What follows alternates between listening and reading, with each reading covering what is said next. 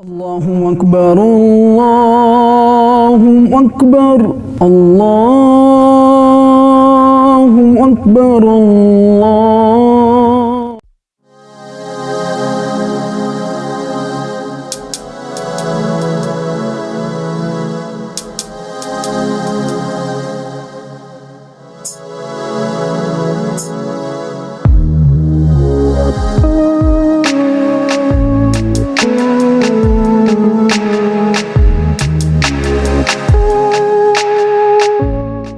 भाईजान आओ नमाज पे चलें। हाँ तुम चलो, मैं आ रहा हूँ। आ जाए, जमात का टाइम चला जाएगा। हाँ बस थोड़ा सा काम कर लूँ, तुम चलो मैं आ रहा हूँ। आप सारा दिन काम करते रहते हैं, एक भी नमाज नहीं पढ़ते हैं। आए नमाज पढ़ें। तुम्हें कहा नहीं कि मैं आता हूँ? सर पे सवार होके ठहर गए हो। काम नहीं करूँगा तो घर कैसे चलेगा?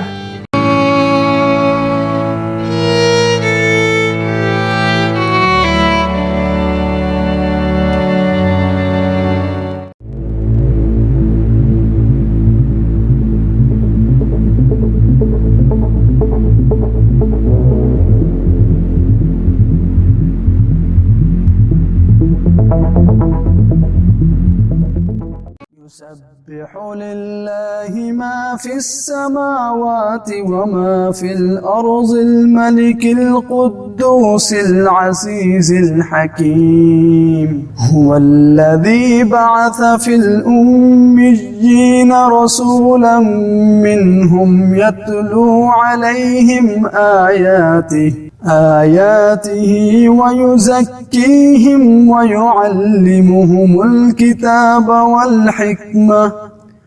والحكمة وإن كانوا من قبل لفي ضلال مبين.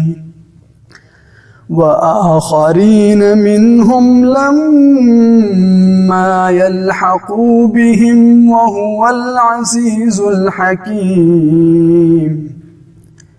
ذلك فضل الله يؤتيه من يشاء والله ذو الفضل العظيم. مثل الذين حملوا التوراة ثم لم يحملوها كمثل الحمار يحمل أسفارا. بئس مثل القوم الذين كذبوا بآيات الله والله لا يهدي القوم الظالمين. قل يا أيها الذين هادوا إن زعمتم أنكم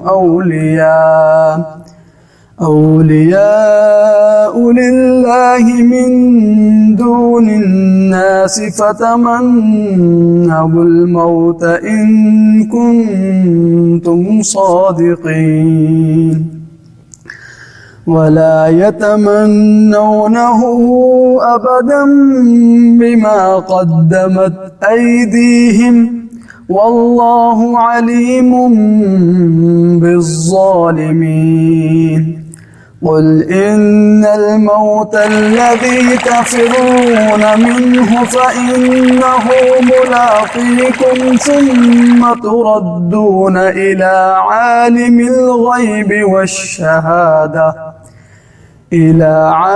الغيب والشهادة فينبئكم بما كنتم تعملون.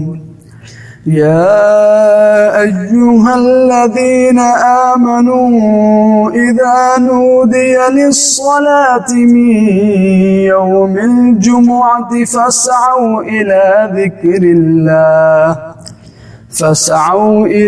ذكر الله وذروا البيع ذلكم خير لكم إن كنتم تعلمون.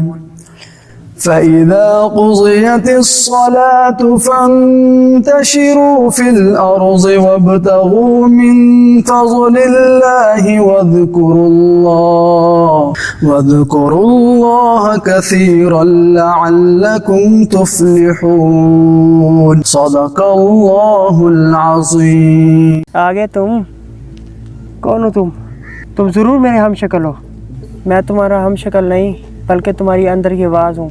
तुम जंगल में क्यों हो और मैं यहाँ कैसे आया? तुम मर चुके हो और तुम्हें यहाँ तुम्हारे अमाल लाए हैं। मैं मर चुका हूँ? नहीं, तुम झूठ बोल रहे हो। देखने में तुम्हारे पास सब कुछ था, अपना कारोबार, महंगी गाड़ियाँ, आलीशान घर। बस एक चीज़ की कमी थी, वो है सुकून। हाँ, ये बात सच है। सब कुछ होने के बावजूद भी मेरे पास कुछ भी नहीं था। अब तुम मर चुके हो, किस मुंह से अपने रब के पास जाओगे? ये कहोगे कागज़ के टुकड़ों के लिए तुमने ज़िंदगी गुजार दी, और ये कहोगे कि अल्लाह ताला के अहकामात को कोई अहमियत ना दी। किस तरह अपने आप को प्यारे नबी का उम्मती कहोगे? अब तुम अपने तमाम अमालों का हिसाब दोगे। अल्लाह के लिए मुझे वापस जाने दो दुनिया में। मैं वादा करता हूँ रोज़े रखूँगा, अल्लाह की इबादत करूँगा, नमाज़ पढ़ूँगा, अल्लाह के बताए हुए रास्ते पे चलूँगा। या अल्लाह मुझे माफ़ कर दो, मुझे वापस जाने दो। या अल्लाह मुझे माफ़ कर दो, मुझे माफ़ कर दो, मुझे वापस जाने दो।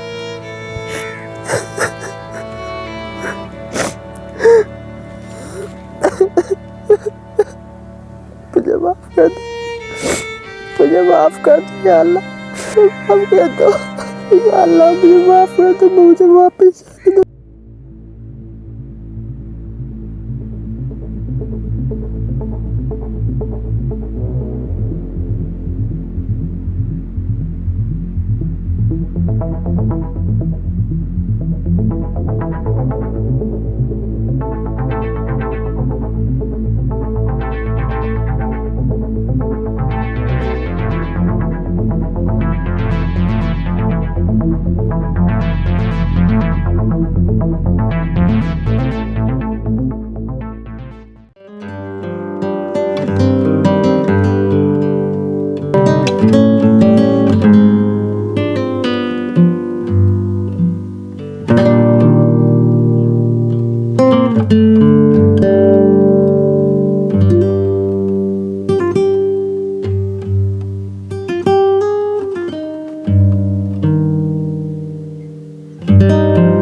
या अल्लाह तेरा शुक्रिया, तूने मेरे अंदर नेक एहसास को पैदा किया।